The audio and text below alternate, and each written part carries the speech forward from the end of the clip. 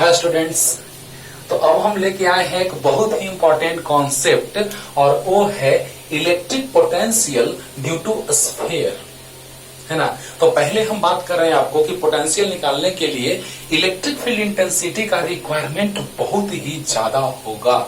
जिसके लिए भी आप पोटेंशियल निकालेंगे उसमें इलेक्ट्रिक फील्ड इंटेंसिटी का यूज आना ही आना है। अंडरस्टूड। तो सोचिए जरा सा कि अगर हम लोग यहाँ पे इलेक्ट्रिक फील्ड इंटेंसिटी का बात करते थे तो याद कीजिए, पहले हम तीनों को, जो हम तीनों वहां क्लासरूम में मैंने जिस स्टाइल में बतलाया था उसी स्टाइल में मैं यहाँ भी बतलाने जा रहा हूं। याद कीजिएगा, बात तो याद होगा अच्छे से कि तीन स्फीयर, चारों स्फीयर में से चार टाइप के, जिसमें ये था सॉलिड कंडक्टिंग स्फीयर, ये था हॉलो कंडक्टिंग स्फीयर और ये था हॉलो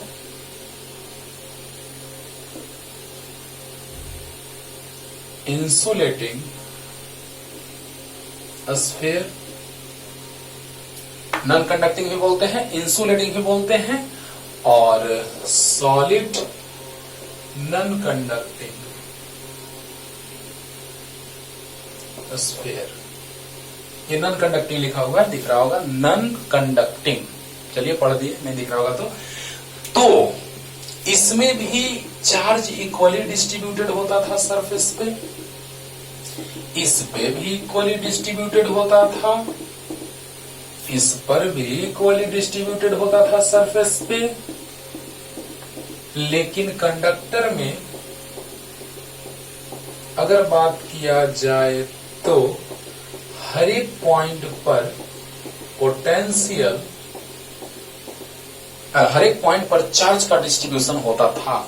अगर यूनिफॉर्मली चार्ज्ड है तो इसके सरफेस पे टोटल चार्ज जो होगा यूनिफॉर्मली डिस्ट्रीब्यूटेड होगा, इसके सरफेस पे, लेकिन उस पे कंप्लीटली टोटल पे। क्या है मतलब, हमने समझाया है क्लासरूम में बहुत ही डिटेल में कि एनसीईआरटी का एग्जांपल लेकर के मैंने समझाया था कि अंदर में कितना भी चार्ज रहे, टोटल चार्ज जो रहता था, आता था, वो सरफेस पे डिस्ट्रीब्यूट हो जाता था सॉलिड में। क्योंकि ये सॉलिड है तो हर जगह चार्ज रहना चाहिए, लेकिन अंदर में कोई भी चार्ज रखते थे तो नेट चार्ज सरफेस पे आ जाता था, नेट चार्ज सरफेस पे डिस्ट्रीब्यूट हो जाता था। जब स्टार्टिंग से लेक्चर अपलोड करूंगा मैं, ये सारे कॉन्सेप्ट मैंने क्लासरूम में बताए हैं डिटेल में। बहुत सारा डेरिवेशन कॉसेस ला का यूज करके कंप्लीटली सबका डेरिवेशन मैंने ला दिया है, लेकिन वो सब लेक्चर मैं अपलोड करूंगा थोड़ा देर से। अभी कोरोना के प्रभाव के कारण का हमको बीच से पढ़ाना पड़ रहा है, तो वहीं से रेगुलरली, लेकिन बीच का जहां पे कॉन्सेप्ट यूज आ रहा है उसको बतलाया जा रहा है। ओके, ध्यान दीजिए। ये जो सॉलिड कंडक्टिंग स्फीयर होता था उसपे total charge reside at the outer surface in case of hollow conducting sphere and in case of hollow insulating sphere, total charge distributed equally at the outer surface in all three cases. But in case of solid non-conducting sphere, total charge is distributed at whole part, है ना।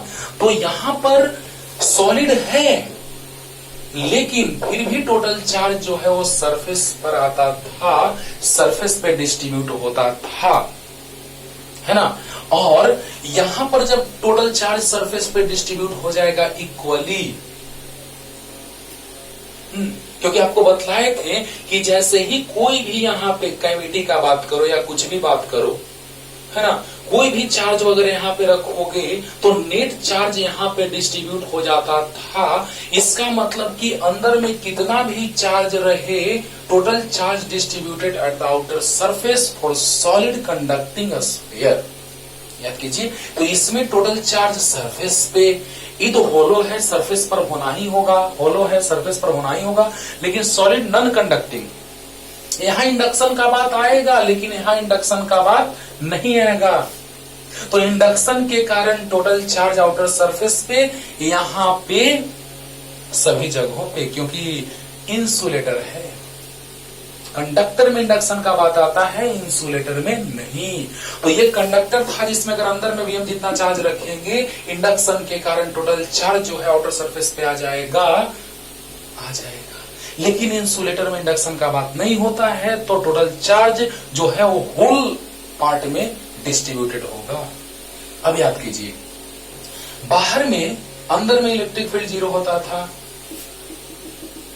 अंदर में electric field zero होता था। आप सोच रहे हो कि सर ये इलेक्ट्रिक फील्ड क्यों बता रहे हैं? इसलिए बच्चों कि इलेक्ट्रिक फील्ड का यूज करके ही हम इलेक्ट्रिक पोटेंशियल को डिराइव करेंगे। आपको याद होगा फॉर्मूला, लाजवाब कॉन्सेप्ट बोला था मैंने कि ये बहुत काम देगा आगे। ओके, तो E equal to minus dV by dr, याद है? Relation between electric field intensity and potential gradient. Okay, तो देखा जाए, अंदर में जीरो, सरफेस पे होता है E equal to K Q by capital R square, और आउटसाइड होता है E equal to K Q by small r square. इसमें इन तीनों में एक जैसे सिचुएशंस आएंगे, और इसके अंदर में इलेक्ट्रिक फील्ड होता है r डिस्टेंस पे, वो होता है E equal to K Q R by R cube. इसका हम लोग अगले लेक्चर में बात करेंगे।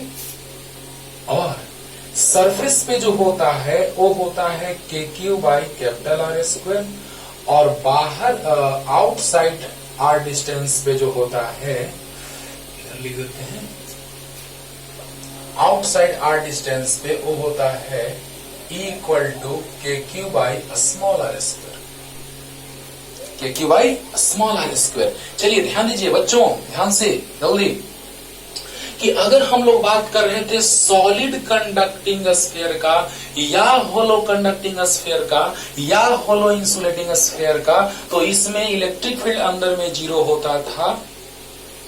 ओके, और सरफेस पर K Q by R square, इस पर भी सरफेस पर K Q by R square, इस पर भी सरफेस पर K Q by R square, और outside the sphere K Q by small R square, K Q by small R square, K Q by small R square. तीनों का phenomenon एक ही जैसा था, लेकिन इस केस में inside the sphere K Q R by R cube होता था, सरफेस पे K Q by R square होता था, बाहर में K Q by outside the sphere, हाँ क्या होता था, equal to K Q by R square होता था। समझिएगा, यानी कि बाहर में वो सरफेस पे एक जैसा देखने में लग रहा है, लेकिन एक जैसा है नहीं, देखने में ऐसे बस आर के फॉर्म में रहेगा तो एक जैसा लगेगा, लेकिन सच्चाई ये है सिग्मा, क्योंकि चार्ज का distribution, charge in case of three spheres like solid conducting sphere, hollow conducting sphere and hollow insulating sphere, charge is equally distributed at the outer surface. But in that case, solid conducting non-conducting sphere, solid non-conducting sphere के लिए total charge is distributed in complete volume. तो यहाँ पर surface पे है तो surface charge density sigma equal to Q by A, तो sigma equal to Q equal to sigma into A आएगा। यहां पर अगर हम लोग बात कर रहे हैं बच्चों, ध्यान देना है, sigma equal to Q by A, तो Q equal to sigma into A, और यहां पे बात करेंगे तो rho equal to Q by V, तो Q equal to rho into V. Charge per unit area is known as surface charge density and charge per unit volume is known as volume charge density. तो यहाँ sigma लेंगे मतलब 4 पाई are square लेंगे, इसका area लेंगे, और यहाँ area और यहाँ वॉल्यूम 4/3 पाई आर क्यू। तो चार्ज का डिस्ट्रीब्यूशन स्फीयर पे है, ना कि गॉसियन सरफेस पे। ये हम सब डिराइव करते थे जितने फॉर्मूला, वो गॉसेस थ्योरम को अप्लाई करके करते थे बच्चों। याद करो, पहले इस कॉन्सेप्ट को क्लियर करो कि सॉलिड नॉन कंडक्टिंग में भी टोटल चार्ज सरफेस पे, हॉलो नॉन कंडक्टिंग में भी और हॉलो इंसुलेटिंग में भी। तो अंदर में इलेक्ट्रिक फील्ड जीरो, सरफेस पे K Q by R square तीनों में, और बाहर में K Q by small R square तीनों में। उसमें inside the sphere K into Q R by R cube, surface पे K Q by R square, और बाहर में outside the sphere K Q by small R square. लेकिन वहां पर ये दोनों एक्सप्रेशन जो है लगेगा कि एक ही जैसा है इसके, तो डिस्टेंस के फॉर्म में एक जैसा है, लेकिन सिग्मा और रो के फॉर्म में अलग जैसा आ जाएगा, डिफरेंट। ओके, हाँ, तो ये कॉन्सेप्ट आपको क्लियर रखना है। और अब हम इन तीनों का बात करने जा रहे हैं, क्योंकि तीनों के लिए कॉन्सेप्ट सेम आएगा, तीनों के लिए कॉन्सेप्ट सेम आएगा। जल्दी फास्ट डिटेल में पढ़िए बाबू, शॉर्ट में पढ़ने से कुछ नहीं होगा, है ना। जल्दी उसका अगले दिन डिस्कस करेंगे, अगले लेक्चर में इसका डिस्कस करने जा रहे हैं डिटेल में। आइए जल्दी लिख लीजिए, इंट्रोडक्शन नहीं है इसकी, बस हिंट है, याद रखना है कि क्या क्या होता था, इलेक्ट्रिक फील्ड कितना होता था, याद रखना है।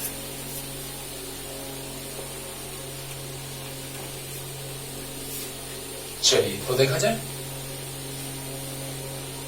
तो यहां पे हम लोग बात करने जा रहे हैं expression of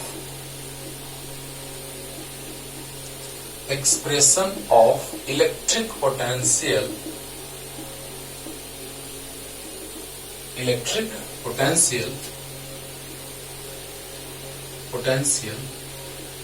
eight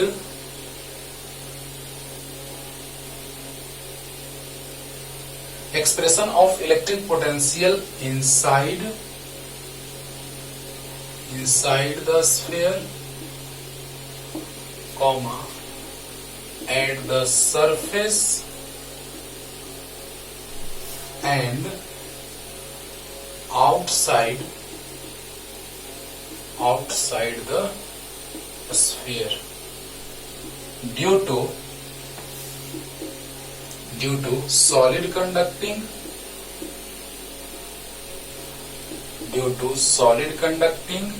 sphere or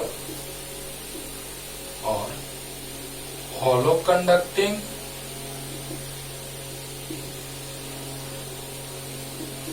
sphere and hollow insulating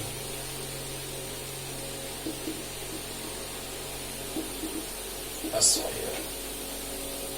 चलिए, ये बड़ा अगर लग रहा होगा कि नहीं सर हमको लिखने में इतना टाइम सर वेस्ट कर, अरे यार इसको आगे बढ़ा लो, लास्ट स्टेप तक ला करके तब देखो। देखा जाए, expression of electric potential inside the sphere, at the surface and outside the sphere due to solid conducting sphere, hollow conducting sphere and hollow insulating sphere। ये तीनों के कारण हमने बोला कि तीनों का एक्सप्रेशन एक जैसा होता है, यानी डेरिवेशन भी तीनों के लिए पोटेंशियल का एक जैसा आएगा, इनसाइड, सरफेस और आउटसाइड। क्लियर? Yes sir. तो आइए जल्दी से इसको लिख लीजिए। चलिए थ्योरी थोड़ा लिख देते हैं। Electric potential from centre to surface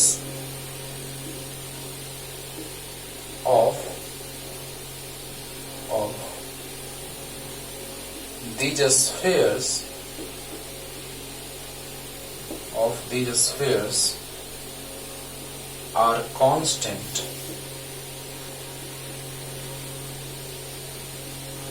electric potential is constant। electric potential from center to surface of these spheres is constant, which is equal to V equal to KQ by R, but inversely proportional to distance, outside the sphere, outside the sphere. ध्यान से clear करना है बच्चों कि solid conducting रहे या होलो conducting रहे या होलो नन कंडक्टिंग रहे, इन तीनों केसेस में अंदर में पोटेंशियल कांस्टेंट होता है सेंटर से सरफेस तक, और बाहर में डिस्टेंस के इनवर्सली प्रोपोर्शनल होता है आउटसाइड द स्फीयर।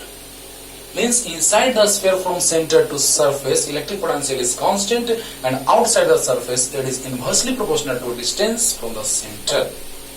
क्लियर? तो वही हम थ्योरी में लिखे हैं, जल्दी से इसको लिख लीजिए और क्लियर करते हैं। कुछ नहीं है बाबू, बस तीनों के लिए दिस स्फीयर्स, मतलब चाहे वो कंडक्टिंग सॉलिड कंडक्टिंग रहे या हॉलो कंडक्टिंग रहे या हॉलो इंसुलेटिंग रहे, माइंड इट। क्लियर? तो पहले थ्योरी लिखिए, समझाने से पूरा कि अंदर में कैसे कांस्टेंट, बाहर में कैसे वेरिएबल डिक्रीज करेगा, कैसे क्लियर करते हैं जल्दी।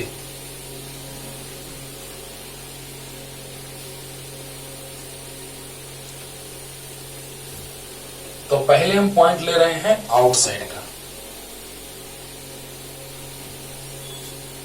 पहले outside. Case 1, when point A is outside the sphere, मैंने लिखा है स्टार्टिंग में कि किस किस स्फीयर का, सॉलिड कंडक्टिंग, हॉलो कंडक्टिंग और हॉलो इंसुलेटिंग का, 3 तरह के स्फीयर का बात कर रहे हैं। तो देखिए बच्चों, यहां पे क्या हो जाएगा, इन this case electric potential is inversely proportional to distance from center। Okay, कोई भी डिस्टेंस कहां से मेजर किया जाता है बच्चों? तो सेंटर से मेजर किया जाता है। तो बतलाइए, when point A is outside the sphere, तो in this case electric potential is inversely proportional to distance from center। Centre से डिस्टेंस के इनवर्सली प्रोपोर्शनल होता है। हाँ, कैसे होता है? तो अब डिराइव करके दिखाने जा रहे हैं, जल्दी से ध्यान दीजिएगा। ये है वही तीनों टाइप का स्फीयर, बार बार बोल रहे हैं।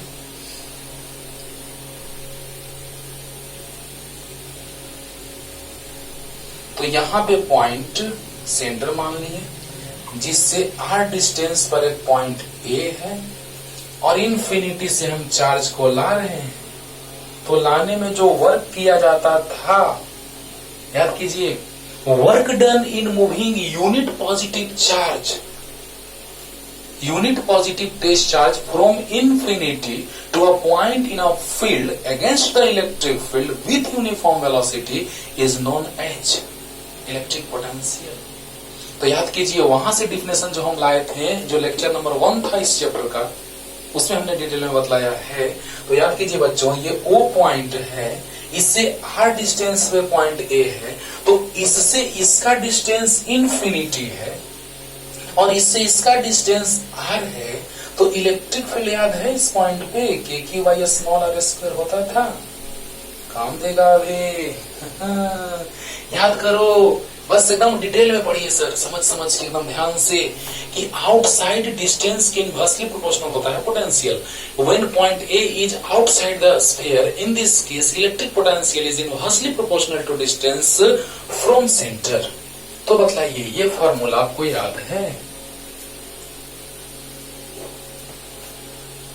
dV इक्वल टू याद है, equal to minus dV by dr होता है बच्चों। तो यस सर, तो dV equal to minus EdR भी होता है। क्या बात कर रहे हैं सर, E का वैल्यू r डिस्टेंस पे इतना होता है। हाँ सर। अब बताइए बच्चों, इन्फिनिटी पे पोटेंशियल कितना? 0। इन्फिनिटी पे पोटेंशियल कितना? 0। और A पे पोटेंशियल कितना अभी आएगा? तो बतलाइए कि इंटीग्रेशन जब करेंगे तो इन्फिनिटी पे potential 0 minus K Q constant बाहर ले लिए, dr/r², इन्फिनिटी पे पोटेंशियल 0 और r डिस्टेंस पे पोटेंशियल भी। वाह सर, मजा आ गया सर। सोचो, क्लियर हो जाएगा बच्चों कि इनवर्सली प्रोपोर्शनल टू डिस्टेंस होता है आउटसाइड पॉइंट पे पोटेंशियल। क्लियर कीजिए। तो बताइए कि इससे r डिस्टेंस है, इस सेंटर से इसका डिस्टेंस r है और इससे इसका डिस्टेंस इन्फिनिटी है, तो बताइए कहां से ला रहे हैं हम लोग? इन्फिनिटी से लाने में जो वर्क किया जाता है उसके कारण ही तो पोटेंशियल का बात करते हैं, क्योंकि हम पोटेंशियल के अगेंस्ट वर्क का बात करते थे। याद कीजिए, अगर एक सोर्स चार्ज होता था तो पॉइंट ए पे लाते थे इन्फिनिटी से, तो वर्क करना पड़ता था। तो याद है, V A minus V infinity equal to W infinity A by Q, उसी से नहीं ये आया है। याद करो बच्चों, तो इन्फिनिटी से लाएंगे तो हमको वर्क करना पड़ा। अगर हम यहां से ला रहे हैं, हमको वर्क करना पड़ रहा है, यानी कि पोटेंशियल के अगेंस्ट वर्क कर रहे हैं, हायर पोटेंशियल के अगेंस्ट, क्योंकि लोअर पोटेंशियल से हायर पोटेंशियल पे लाएंगे तब ना वर्क करना पड़ेगा। तो यस, तो बतलाइए यहां पर हम क्या लिखेंगे कि यहां से इसका डिस्टेंस इंफिनिटी है, यहां से इसका डिस्टेंस ए है, तो इंफिनिटी से ए तक ला रहे हैं बच्चों। तो बतलाइए, ये क्लियर हो गया होगा। A equal to minus D by D R, yes sir. तो D V equal to minus E D R, clear. E का वैल्यू रख दिए के Q by R square into D R. तो बताइए डी भी 0 से भी तक, माइनस के क्यू बाहर आ गया, D R by R square, बहुत बढ़िया। डी वी का इंटीग्रेशन भी 0 से भी तक, माइनस के क्यू। अब देखिए इसको हम ऐसे लिख सकते हैं, आर का power minus 2 D R, infinity से आर तक, अपर limit minus lower limit, power में 1 ऐड होगा, उसी पावर से डिवाइड होगा, इन्फिनिटी से कहां तक? बोलिए बच्चों, आर तक। अब देखिए तो कितना आ गया? v equal to minus K Q by minus 1, minus 2 plus 1 minus 1, और r का पावर माइनस 1, इन्फिनिटी से लेके r तक। तो v इक्वल टू आ गया के क्यू, r का power minus 1 means 1 by R, infinity से r तक। तो v equal to K Q 1 by upper limit minus 1 by lower limit. अभी बतला रहे हैं, क्लियर करते हैं। इन्फिनिटी मीन्स 1 बाई 0, तो v इक्वल टू आ गया K Q 1 by R minus 0, यानी v इक्वल टू आ गया के क्यू बाई आर, यानी v इक्वल टू आ गया 1 by 4 pi epsilon naught Q by R. अरे वाह, क्या बात है सर, समझ में तो आ गया। फिर से देखिए बच्चों, क्लियर करते हैं। आउटसाइड में कितना होगा पोटेंशियल, उसको शॉर्ट में भी अभी हम समझाने जा रहे हैं। पहले ध्यान से सुनिए कि when point A is outside the sphere, तो in this case electric potential is inversely proportional to distance from centre. तो बताइए सेंटर से डिस्टेंस के इनवर्सली प्रोपोर्शनल आया कि नहीं? लेकिन कैसे? स्लो मोशन में समझिए। E equal to minus D by D R, minus से मल्टीप्लाई ई डी आर, तो ई का वैल्यू रख दिए के क्यू बाई आर स्क्वायर, है ना, और D V equal to minus K Q by R square D R, E का वैल्यू यहां से, ओके। तो डी भी minus K Q by R square D R. तो बताइए के क्यू माइनस में बाहर आ गया, तो डीवी का इंटीग्रेशन भी अपर लिमिट माइनस लोअर लिमिट होगा, तो अपर माइनस लोअर काम हो गया, माइनस के क्यू बाहर आ गया इंटीग्रेशन से, क्योंकि कांस्टेंट है। तो r का पावर 2 है नीचे, तो ऊपर जाएगा माइनस 2 होगा, पावर में 1 ऐड करेंगे, उसी से डिवाइड करेंगे, minus K Q by minus 1 आएगा, r का पावर माइनस 1 बाई r हो जाएगा, और इन्फिनिटी से r तक, यहां से इसका डिस्टेंस इन्फिनिटी, यहां से इसका डिस्टेंस r, यानी कहां से कहां ला रहे हैं? इन्फिनिटी से r तक ला रहे हैं। हाँ, तो बतलाइए v equal to K Q 1 by R upper limit minus lower limit, यानी 1 by R minus 1 by infinity, infinity यानी 1 बाई 0, 0 ऊपर गया, यानी आ गया के क्यू बाई आर, यानी v इक्वल टू आ गया के क्यू बाई आर, या 1 by 4 pi Q by R. अब इसको शॉर्ट में समझा रहे हैं आपको। इधर तो आप हो गया होगा, जल्दी से इधर लिख लीजिए, उधर काम देगा भी तुरंत। जल्दी हो गया, क्लियर हुआ बच्चों? अच्छे से एकदम क्लियर हो गया होगा। चलिए अब देखिए, समझिए तो आपको याद होगा कि एक पॉइंट चार्ज के कारण electric potential at any point due to point charge, electric field intensity at any point due to point charge is kq/r²। और एक यूनिफॉर्मली चार्ज अगर स्फीयर लेते थे, तीन तरह का अभी हम बात कर रहे हैं, तो वही तीनों में से सॉलिड कंडक्टिंग, हॉलो कंडक्टिंग और हॉलो नॉन कंडक्टिंग, तो इन सब के लिए इलेक्ट्रिक फील्ड इंटेंसिटी का बात करते थे।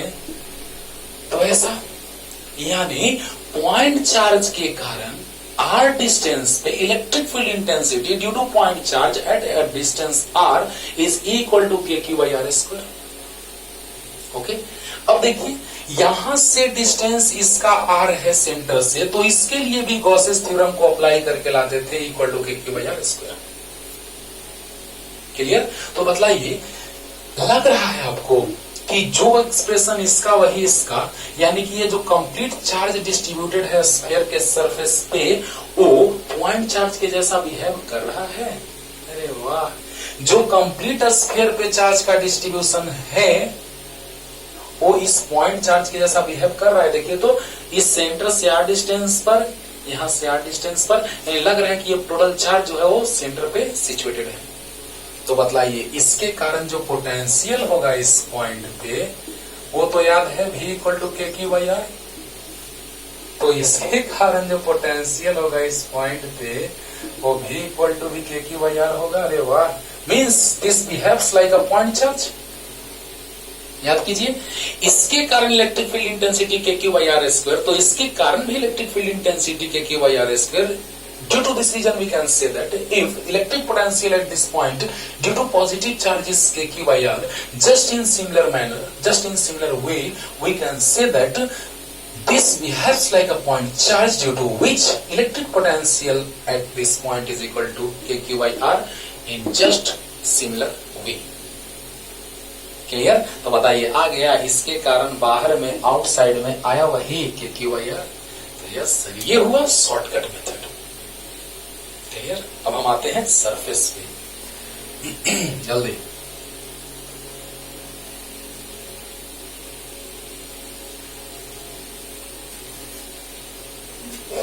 अब आते हैं हम लोग सरफेस पे बच्चों। तो देखा जाए case 2,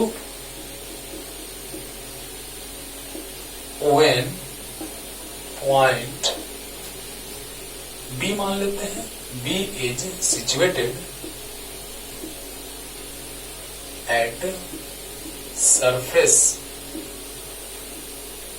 of a sphere।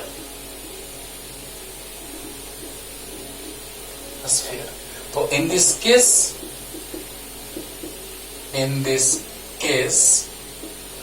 electric potential is constant, और होता कितना है, v = kq/r। पहले शॉर्ट में ला रहे हैं कि at the surface small r = capital R हो जाएगा।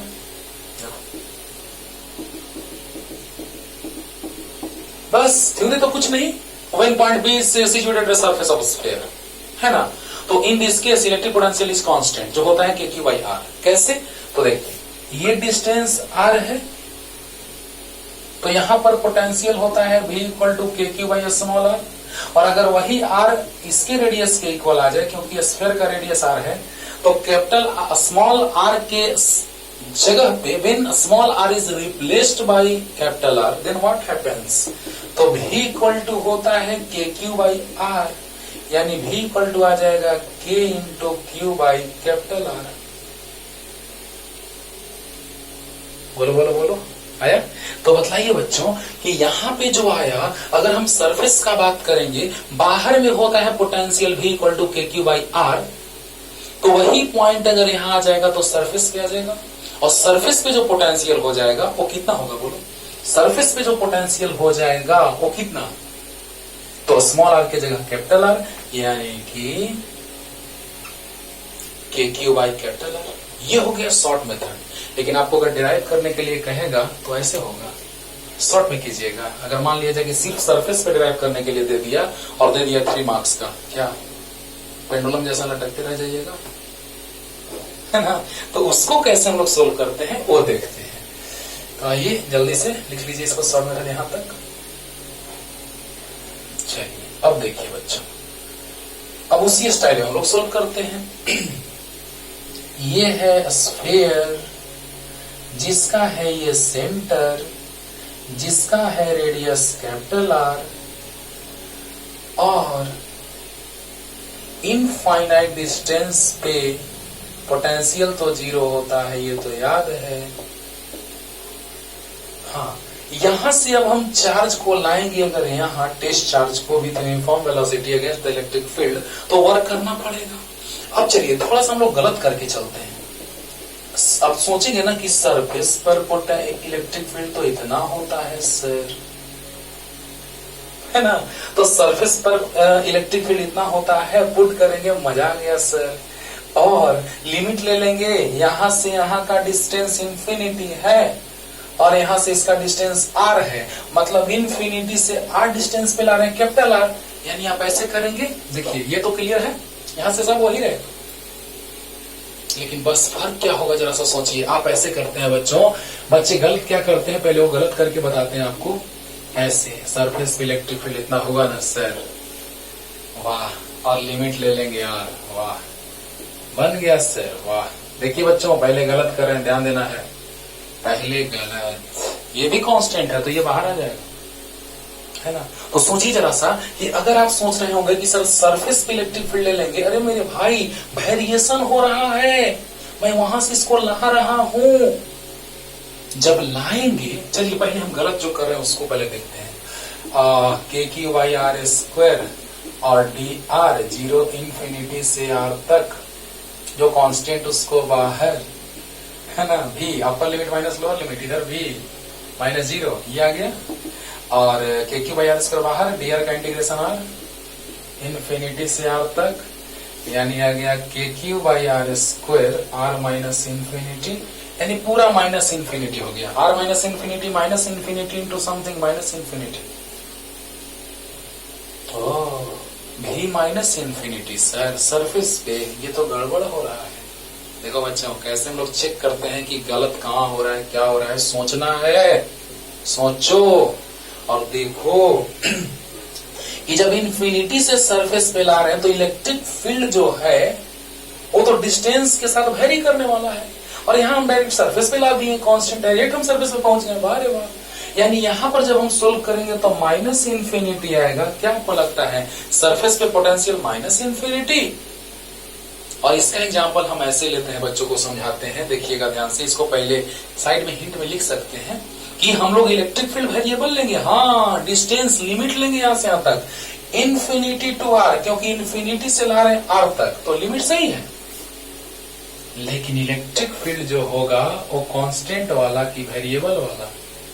गजब, मजा आ गया सर, सच में मजा आ गया सर। लिमिट आर होगा, समझा रहे हैं, पहले लिमिट ले लेते हैं।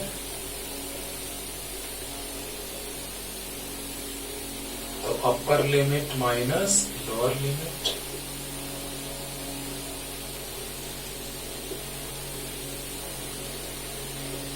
ये होता है सोचने का तरीका मेरे दोस्त।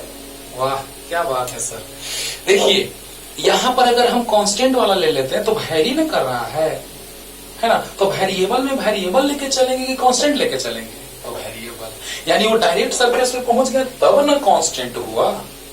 हाँ, तो बताइए बच्चों, KQ/R² बाहर, dr का इंटीग्रेशन r हो जाएगा, अपर minus lower minus infinity, potential नहीं होता है, यानी गलत। यानी जो कॉन्सेप्ट अगर ऐसे करके सोचा गया होगा तो फिर गड़बड़ हुआ होगा, तो फिर हम लोग अलग स्टाइल में सोचे होंगे, वो सामने है। लेकिन यहाँ एक एग्जांपल हम लेते हैं उसका। जब इंटीग्रेशन का बात आया है तो थोड़ा सा हम लोग ऐसे सोचते हैं, dx/x, तो x का पावर -1 dx, पावर में 1 ऐड करेंगे, उसी से डिवाइड करेंगे। x का पावर 0/0, एक्स का power 0 1 by 0 infinity, x power 0 1 by 0 infinity. अरे इसका इंटीग्रेशन इन्फिनिटी आ गया, यानी कि कुछ गड़बड़ है। और जब कुछ गड़बड़ होता है तो हम लोग सोचने चल देते हैं अलग स्टाइल में। याद कीजिए, इसका इंटीग्रेशन जो होता है वो log x to the base ही होता है, ln x। समझ रहे हो? यानी यहां पर भी कुछ वैसा ही गड़बड़ हुआ।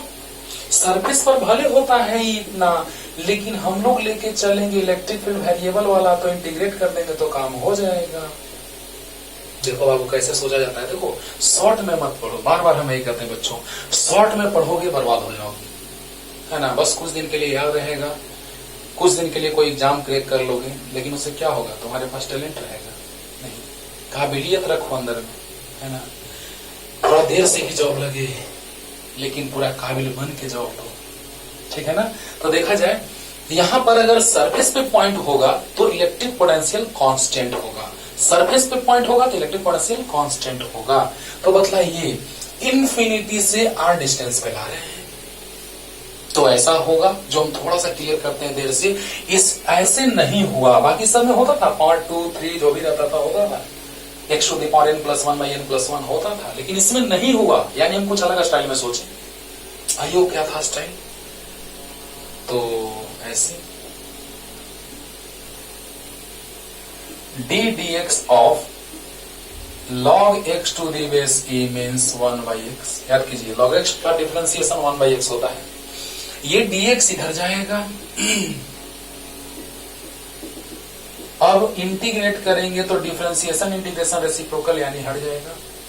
आ गया dx बाई x का integration log x to the base आया। यानी हम जैसे ही कुछ गड़बड़ होने लगता है हम प्रोसेस को चेंज कर देते हैं, जैसे ही कुछ गड़बड़ होने लगता है हम प्रोसेस को चेंज कर देते हैं। तो क्या हो जाएगा बच्चों, जरा सा सोचो क्या होगा, देखिएगा। तो यहां पर E equal to minus D V by D R clear है, थ्योरी तो लिख दी है, क्लियर है। dv equal to minus E D R भी क्लियर होगा। इलेक्ट्रिक फील्ड वेरिएबल की कांस्टेंट लेके चलेंगे, कांस्टेंट लेके चलने से बर्बादी आ रहा है, तबाही आ रहा है ना। इसीलिए हम लोग इलेक्ट्रिक फील्ड को वेरिएबल ले लेंगे। तो minus K Q by R square D R, understood.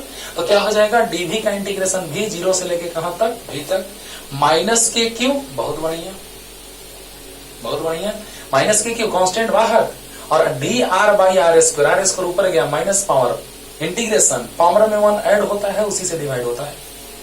लेकिन लिमिट कहां से कहां तक, सरफेस तक, यानी इन्फिनिटी से r तक, इन्फिनिटी से r तक। तो क्या हो जाएगा बच्चों, आ गया minus K Q, power r में r का पावर -2 + 1 बाई -2 + 1, यानी r का पावर -1 बाई 1, यानी कि माइनस के क्यू बाई -1, और r का power -1 by r, power upper limit minus lower limit. और जस्ट वैसे ही सोल्व किए, जस्ट पीछे किए थे, ये 0 ऊपर चला जाएगा, 0 यानी कि क्यू बाई आर। तो कहने का मतलब कि सरफेस पर भी हम ऐसे डिराइव कर सकते हैं।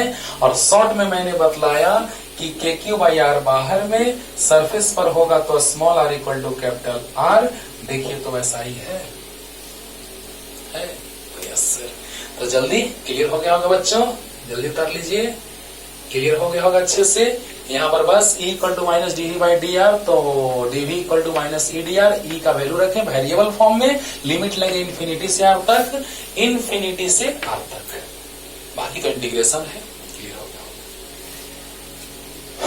अब हम लोग लेके चलते हैं अंदर में, उसको भी समझाते हैं 2 मेथड से बच्चों।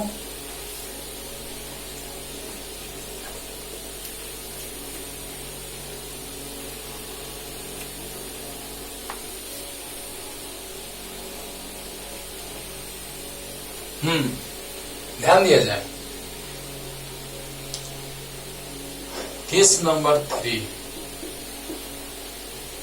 व्हेन पॉइंट C मान ले, C is situated inside the sphere, sphere के अंदर है। तो देखा जाए, in this case electric potential is constant, in this case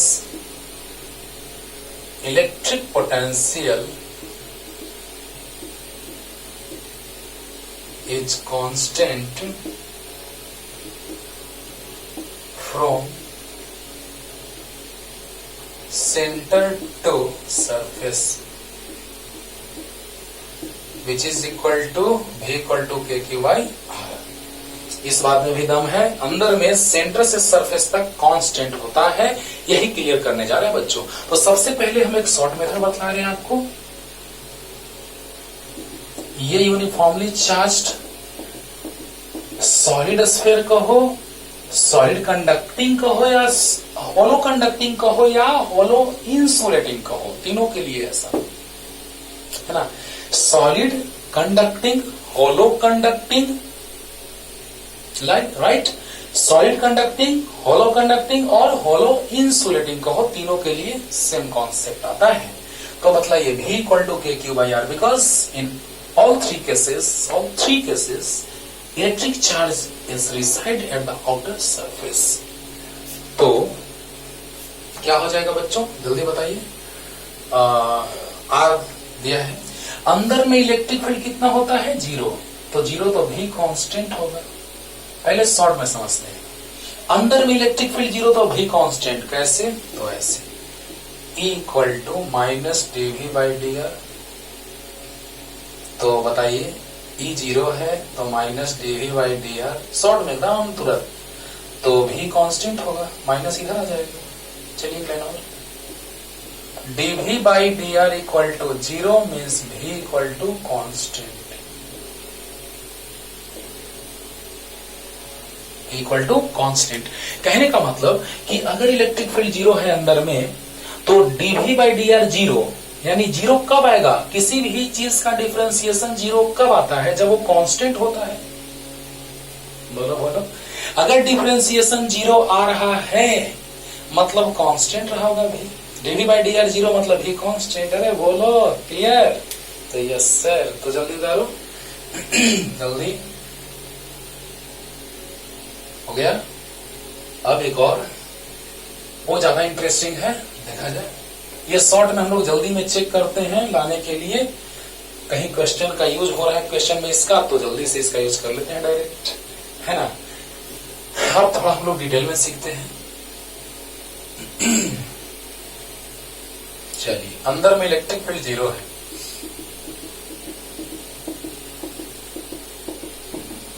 right, centre से सरफेस तक पोटेंशियल कांस्टेंट, क्योंकि E 0। चलिए पहले हम पोटेंशियल सेंटर पर ही ले लेते हैं पहले पोटेंशियल सेंटर पे, और एक पॉइंट हम इधर ले लिए, भी C ले लिए। चलिए C ले लेते हैं पॉइंट। अब बताइए, यहां और यहां पोटेंशियल, याद कीजिए फॉर्मूला, dV इक्वल टू होता है माइनस EdR, याद है, अरे बोलो, अरे बोलो, E equal to minus dV/dr, तो dV equal to minus E into dr आया, माइनस EdR। ओके, तो अब बतलाइए, इलेक्ट्रिक फील्ड 0 है। अच्छा, हमको नहीं पता कि कौन पोटेंशियल ज्यादा है, हमको नहीं पता कि कौन पोटेंशियल ज्यादा है, तो हम किसी में से किसी को सब्ट्रैक्ट कर दिए, तो VC minus VO equal to minus 0 into dr। Electric field अंदर में 0, अरे बोलो, solid conducting sphere, hollow conducting sphere या hollow non conducting sphere, in all three cases electric field intensity inside the sphere is equal to 0 due to this region from centre to surface electric potential is constant. ठीक है, तो VC minus VO equal to 0, यानी VC equal to VO। वाह रे वाह, मतलब कि यहां पर और यहां पर पोटेंशियल सेम है। अभी और कुछ होगा, देखो ना, अब हम डायरेक्ट सरफेस पर ही लेते हैं, लेकिन थोड़ा अंदर और थोड़ा बाहर होता है potential V equal to KQ/R। देखो अब इसको कैसे समझेंगे, मजा आएगा, इंटरेस्टिंग। अब लेके चलते हैं, और V यहाँ पे मान लेते हैं कुछ पॉइंट, VD मान लेते हैं, D पॉइंट पे, यहाँ C पॉइंट था, तो VD minus VO equal to, चलिए पहले एक लाइन और dV इक्वल टू जानते हैं माइनस EdR, तो dv मतलब vd minus vo equal to minus E0 into dr। तो vd minus vo equal to 0, तो vd इक्वल टू आ गया vo।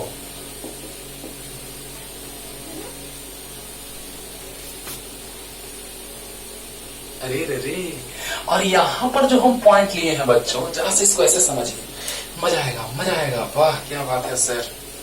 ऐसे ऐसे मीन्स लेफ्ट हैंड का एबव पोर्शन और राइट हैंड का palm both are situated at same position.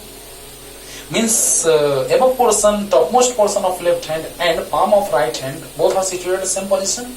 तो दोनों एक ही पोजीशन पे सिचुएटेड हैं।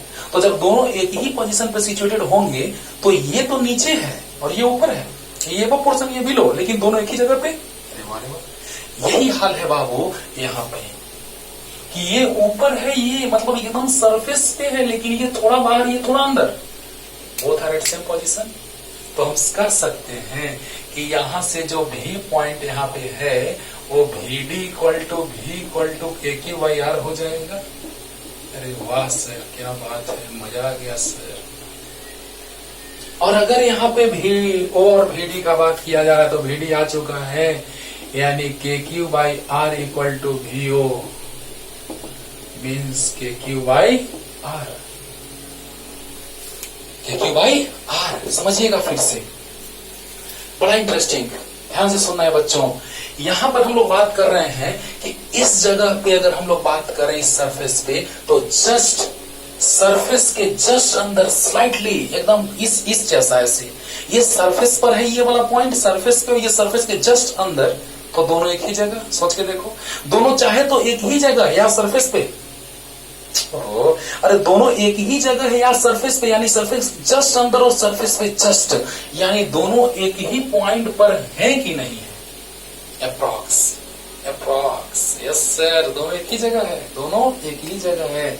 अब सोचो बच्चों कि यहां से भी KQ/R आया और यहां से भी वही उसके इक्वल आया, क्योंकि दोनों जस्ट सेम पोजीशन पे हैं, दोनों जस्ट सेम पोजीशन पे हैं, तो दोनों पे पोटेंशियल सेम आएगा।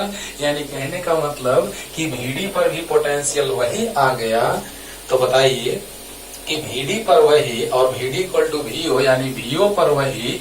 और यहां से देखिए तो equation first, from equation first VO equal to VC, VC equal to VO और VC इक्वल टू आ जाएगा VO मीन्स KQ/R। अरे वाह, मीन्स जो पोटेंशियल सरफेस पे होगा वही सेंटर पर भी होगा। देखा जाए जो पोटेंशियल सरफेस पे आया वही पोटेंशियल जस्ट सरफेस पर ही अंदर में, वही पोटेंशियल अंदर के भी किसी पॉइंट पर, वही पोटेंशियल सेंटर पे। It means we can say that at every point inside the solid conducting sphere, hollow conducting sphere, hollow non-conducting sphere, at every point inside the sphere electric potential is constant। लाजवाब। यानी यहां पर आप सोच के देखिए फिर से रिपीट कर रहे हैं, dv equal to minus EDR। dv मतलब कि जो भी पोटेंशियल, आपको नहीं पता कौन ज्यादा है, तो VC minus VO equal 0 into dr, यानी 0। VC इक्वल टू VO आ गया, तो VC इक्वल टू VO आ गया। अब छोड़ दीजिए इसको। अब यहां पर हमने देखा कि दोनों पॉइंट पर पोटेंशियल सेम, यानी यहां ये जस्ट सरफेस पे और ये जस्ट इनसाइड, यानी both are at same position, both are at same position. तो जब दोनों एक ही पोजीशन पे हैं, यानी पोटेंशियल बराबर होगा, इक्वल होगा, यानी कि V equal to KQ/R, VD equal to KQ/R के बराबर इक्वल। अब बतलाइए, जितना VD उतना ही VO, क्योंकि बोथ आर इक्वल, और जितना VO उतना ही VC, ये भी इक्वल।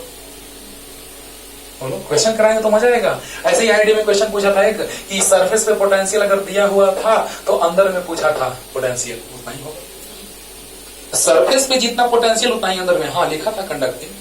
कंडक्टर लिखेगा तो चाहे होलो चाहे सॉलिड रहे, अंदर में पोटेंशियल कांस्टेंट।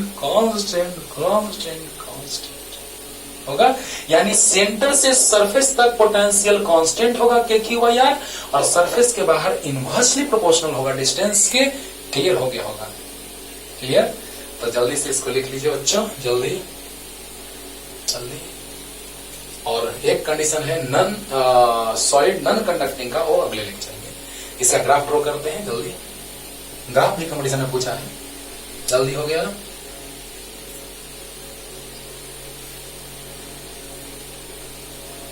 क्या बात है, क्या बात है।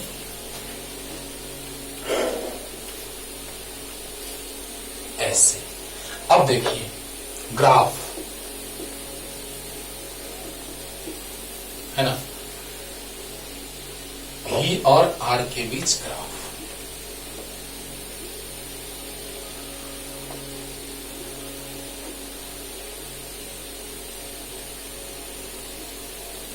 देखिएगा ये स्फीयर है, वही तीनों में से सॉलिड कंडक्टिंग, हॉलो कंडक्टिंग या हॉलो नॉन कंडक्टिंग, तीनों में से कोई एक। ये भी है, ये आर है। सेंटर से सरफेस तक कांस्टेंट है, इधर भी बना सकते हैं, इधर भी बना सकते हैं, कहीं भी बना सकते हैं। सेंटर से सरफेस तक कांस्टेंट है और बाहर में इनवर्सली प्रोपोर्शनल। समझा रहे हैं कैसे? ये पॉइंट जो है उस पर पोटेंशियल है V equal to K Q by R, mean centre से सरफेस तक हमेशा इतना ही रहेगा, और बाहर में V R के इनवर्सली प्रोपोर्शनल होगा। क्यों? क्योंकि V इक्वल टू होता है के क्यू बाई आर। इसको समझाने जा रहे हैं तो समझ में आता होगा। कांस्टेंट y कांस्टेंट है तो x एक्सिस के पैरेलल होगा। y का वैल्यू कांस्टेंट है, फिक्स्ड है, और कुछ मैग्नीट्यूड है तो x एक्सिस के पैरेलल होगा। y equal to 2, y equal to 2 मतलब यहाँ y इक्वल टू 2 बोलो, यानी कि y इक्वल टू 2, तो उसी तरह से v इक्वल टू समथिंग के क्यू बाई आर, यानी कुछ है, ये रेडियस आर है। तो सेंटर से सरफेस तक पोटेंशियल फिक्स होगा, कांस्टेंट होगा, और सरफेस के बाहर इनवर्सली प्रोपोर्शनल टू आर होगा। अब ये कैसे ड्रॉ किए समझिए। y इक्वल टू मान लिया जाए 1/x है,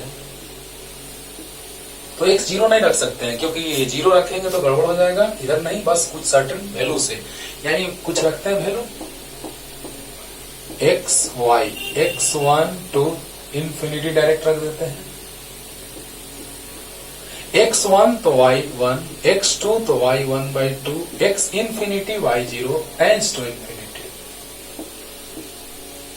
कैसे वो आया होगा डायरेक्ट एग्जाम में लिख दीजिएगा, ऐसे बना दीजिएगा, कुछ दिक्कत नहीं है। यहां से यहां तक सेंटर से सरफेस तक कांस्टेंट है, और बाहर में इनवर्सली प्रोपोर्शनल है। नो टेंशन, टेंशन नहीं लेने का। तो अब बतलाइए बच्चों कि क्या हो गया, ध्यान दीजिए तो, कि y इक्वल टू आ गया 1/x, y इक्वल टू आ गया 1/x। उसी तरह का ग्राफ देखिए, constant by are means 1/x मान लेते हैं, कांस्टेंट कौन मान लेते हैं, यहाँ 1 नहीं है, लेकिन constant by R, 1/r, 2/r, 50/r, 100/r, graph का नेचर तो वैसा ही होगा। हाँ, तो देखिए जब x1 तो y 1, x1 तो y 1,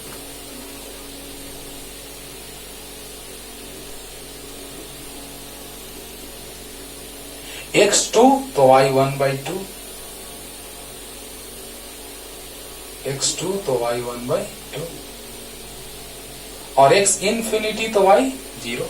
इंफिनिटी बहुत दूर, तो बहुत दूर नहीं जा रहा, उससे पहले तो अप्रॉक्स 0, बहुत दूर तो 0, उससे पहले तो अप्रॉक्स 0, यानी कि 1 तो 1, 2 तो 1/2, 2 तो 1/2, और इंफिनिटी तो 0, यानी ऐसा नेचर है। देखिए तो आया। तो इस तरह से हम बात किए 3 तरह के स्फीयर के लिए, और सॉलिड नॉन कंडक्टिंग स्फीयर का कॉन्सेप्ट अगले लेक्चर में। तब तक के लिए पढ़ते रहिए।